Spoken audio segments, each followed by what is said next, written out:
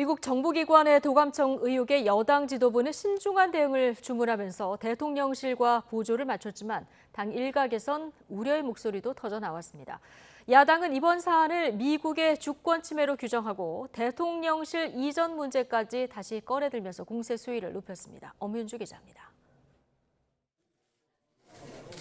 국민의힘은 한미 정상회담을 보름 정도 앞두고 터진 미국 정보기관의 도감청 의혹이 정부의 외교 정책에 대한 비판적 여론을 키우진 않을지 우려하는 분위기가 역력합니다.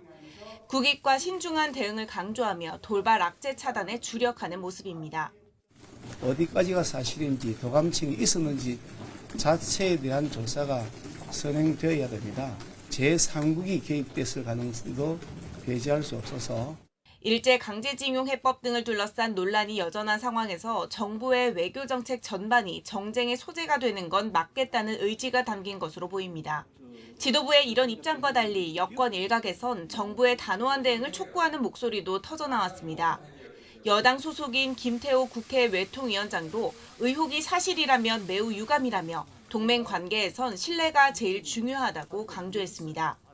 동맹 관계에서는 신뢰가 제일 중요한데 이게 사실이라면 우리 정부에서 강력하게 재발 방지를 위한 요청이 있어야 될 거고. 야당은 한 발 더 나가 이번 사안을 미국의 명백한 주권 침해로 규정했습니다. 특히 민주당은 용산 대통령실의 도감청이 더 어렵다는 대통령실의 해명과 별개로 이번 사안이 집무실 졸속 이전의 부작용이 아닌지 따져 묻겠다고 날을 세웠습니다. 일국의 대통령실이 이 도청에 뚫린다고 하는 것도 황당무계한 일이지만 동맹국가의 대통령 집무실을 도청한다는 것도 상식적으로 납득하기 어려운 일입니다. 정의당도 정부가 미국 눈치 보기에만 급급하다며 비판에 가세했습니다. 주권 침해 상황에 항의 한마디 못하는 비굴한 태도로 호혜 평등의 외교 관계를 어떻게 확장시켜 나갈 수 있겠습니까?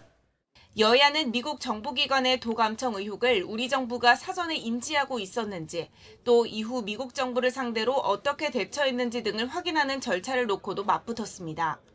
운영위와 정보위, 국방위 등 소관 상임위의 개최 범위와 출석 인사 등을 놓고 평행선을 달리고 있는데 양측의 이견차가 큰 만큼 접점을 찾기는 쉽지 않아 보입니다.